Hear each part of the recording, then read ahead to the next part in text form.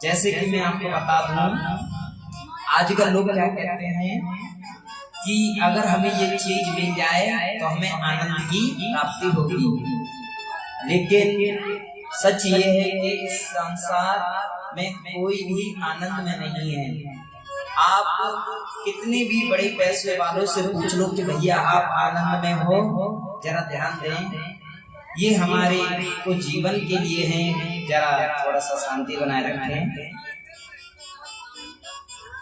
आप किसी भी बड़े पैसे वालों से पूछो कि आप आनंद में हो, देखिए आनंद में तभी हो सकते हैं जब हम भगवान का चिंतन करेंगे, भगवान की सेवा करेंगे और कुछ ना मांगने की इच्छा करेंगे, तभी आनंद में रह सकते हैं। कैसे? आजकल लोगों की बड़ी बड़ी इच्छाएं, जैसे कि कोई चाहता है कि हमारा मकान बन जाए, चलो भगवान की कृपा से बन भी गया, तो भगवान की कृपा से मकान बन भी गया, फिर कहते हैं कि मकान में एसी होना बहुत जरूरी है, तभी आनंद आएगा। हाँ, शंकर भगवान कहते हैं चल मेरा जैसा चेहरा जैसा चाहता है उसके लिए कर देता, चलो एसी भी लग गया। और आजकल लोग क्या है, उनके पास इतना धन नहीं है तो क्या करते हैं, लोन पे करते हैं सारा काम, क्योंकि एनी टाइम तक किसी के पास पैसा उपस्थित नहीं है, तो लोन से एडजस्टमेंट कर लेते हैं पैसों का। तो लोन लेते हैं तो उसकी किस्तों में अपना वो कर लेते हैं। तो मकान ले लिया, मकान की किस्त, एसी ले लिया तो एसी की किस्त। तो जैसे एक गरीब आदमी, एक अमीर आदमी, जैसे अभी इतनी भयानक धूप पड़ रही है तो दोनों के पसीने निकल रहे हैं। आपका वो एसी वाले के क्यों निकलने हैं, एसी वाला तो एसी में होगा, उसके क्यों पसीने निकल रहे होंगे। देखिए गरीब आदमी तो धूप की वजह से निकल रहे हैं और अमीर आदमी को पसीना इस वजह से निकल रहा है क्योंकि बिल आ रहा है एसी का, बहुत बड़ा बिल आ रहा है, तो बेचारा क्या करे, पसीना पसीना तो हो जाएगा। तो लोग किस्तों में ले लेते हैं, यानी कि कर्जा एक तरीके से उसे चुकाते हैं, चुकाते चुकाते उम्र बीत जाती है, पर आनंद नहीं आ पाता है। आनंद तभी आएगा जब हम भगवान के चरणों को पकड़ लेंगे, उनके सेवा करेंगे, तभी आनंद आ सकता है। और आजकल लोग भगवान की आरती में सुबह सुबह आकर करते हैं, सुबह आरती करते हैं भगवान की लिए। तो एक बीच में लाइन आती है, तन मन धन सब है तेरा। भगवान को बोल रहे हैं आरती की थाली हाथ में, तन मन धन सब है तेरा, स्वामी सब कुछ है तेरा। यानी भगवान को दो बार बोल रहे हैं, यानी एक बार में कोई सुन नहीं पाता हो तो दूसरी बार बोल रहे हैं वो सब कुछ है तेरा, तेरा तुझको अर्पण, प्रभु का प्रभु को समर्पण, क्या लागे मेरा। ओम जय जगदीश हरे। जहाँ पर आरती हो गई, आरती की लेकर अपने घर पे जा रहे हैं, फिर ये भी मेरा, महाराज जी ये प्लॉट अपना है, ये कार अपनी है, ये भी मेरा, वो भी मेरा, सब कुछ है मेरा, मेरा मुझको दे दो, मेरा मुझको दे दो, क्या लागे तेरा। ओम जय जगदीश हरे। तो मेरा मुझको दे दो, क्या लागे तेरा। तो हम भगवान को तो सब कुछ दे रहे हैं, फिर भगवान के साथ चीटिंग कर रहे हैं। ये भी मेरा, वो भी मेरा, ये भी मेरा। तो ऐसा भाव नहीं होना चाहिए।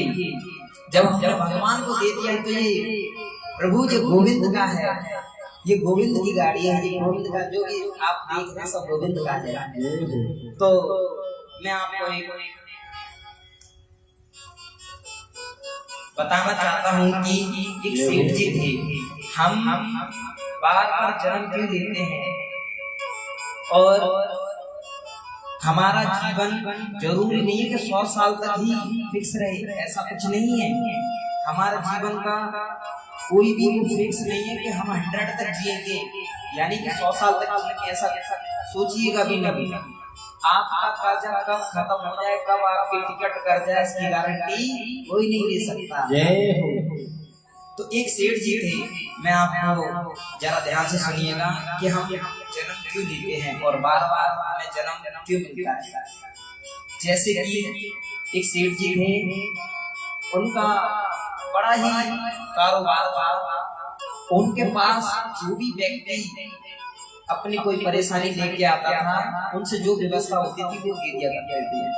पर सेठ जी कभी किसी से मांगा नहीं करते थे कि आप क्या वापस कर दोगे या आप यहाँ समय बता दो कि आप इस समय को वापस कर देंगे। पर वो सेठ जी कभी ऐसा किसी से कुछ नहीं मांगते थे। वो बस ये कहते थे जब आपके पास व्यवस्था हो जाए तब आप मुझे दे जाना।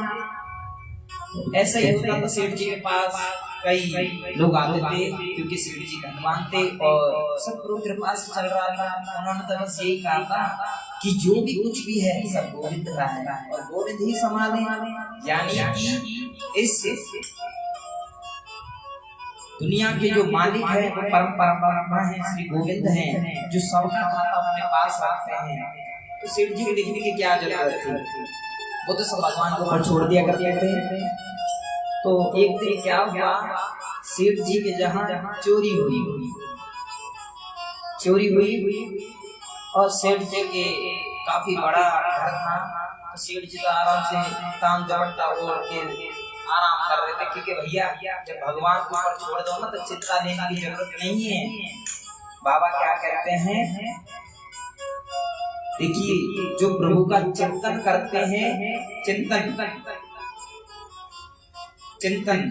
यानी हम याद करेंगे तो याद के अक्षर है जो आगे पीछे करेंगे तो क्या होगा, दया जय हो। आगे पीछे करके देख लीजिए, पहले याद रखिए फिर से आगे पीछे करके देख लीजिए। याद करता होता है दया। तो भगवान का हम चिंतन करेंगे तभी तो हमारे ऊपर कृपा करेंगे और चिंता करेंगे। तो चिंता और चिता में कोई ज्यादा फर्क नहीं है, सिर्फ बिंदु का फर्क है। चिंता जीते जी जलाती है और चिता बनने के बाद जलाती है। तो हमें भगवान का चिंतन करना चाहिए, चिंता नहीं करनी चाहिए कि हमारे घर में सब्जी नहीं है, नमक नहीं है, दाल नहीं है, हमारे बच्चे स्कूल गए या नहीं गए, सब परमात्मा के ऊपर छोड़ो। लेकिन हाँ नियम से, ये नहीं कि सब सीताराम कर दो, ऐसा मत करना भैया। कहीं मेरे को आपके कुछ आपने कहा ऐसा आपने कर दिया, हमारे बच्चे देखो ऐसा किया। तो हमें चिंतन करना चाहिए। और सेठ जी के जहाँ चोरी होती है, चोर आते हैं चोरी करते हैं और जो चोर होते हैं वो गौशाला में जाकर बैठ जाते हैं, क्योंकि गौशाला सेठ जी के पास थी। तो चोर बैठ जाते हैं और आपस में दो गाय हैं वो बात कर रही होती हैं कि हमने सेठ जी से कुछ समय पहले कर्जा लिया था, सेठ जी से कुछ पहले कर्जा लिया था, अब हम से चुका नहीं पाए। तो अब सेठ जी का कर्जा चुकाने के लिए हमें गाय के रूप में आना पड़ा है। और कल मेरा आखिरी दिन है, यानी कि कल मेरा जो कर्जा है समाप्त हो जाएगा और उसके बाद मेरा सीताराम हो जाएगा। यानी कि जब तक हमारे पास कर्जा है तब तक हम जिंदा हैं। आप सोचो कि हम दवाइयाँ गोलियों से जी सकते हैं? नहीं, जब तक आपके पास कर्जा है तब तक आपको जिंदा रहना पड़ेगा। और जिस दिन वो विराम हो जाएगा उस दिन हमारा सीताराम हो जाएगा। बोलो गोविंद भगवान की जय हो, सतगुरुदेव महाराज की जय हो, बोलो राधे राधे श्री राधे जय श्री राम।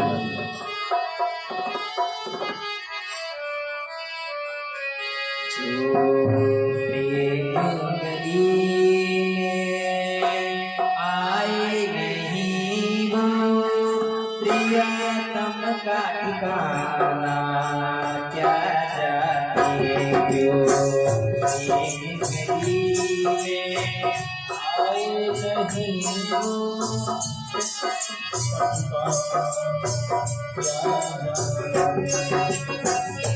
जो प्रेम गली में आए नहीं, जो प्रेम गली में आए नहीं, तेरा क्या जाने जिसने कभी प्रेम किया ही नहीं, जीवन प्रेम क्या जाने जिसने कभी प्रेम किया ही नहीं, जीवन प्रेम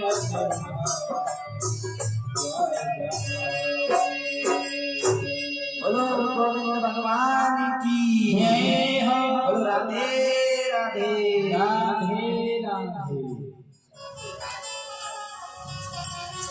जय जय श्री राधे श्याम। सभी कॉलोनी वासी भक्तों को सूचित किया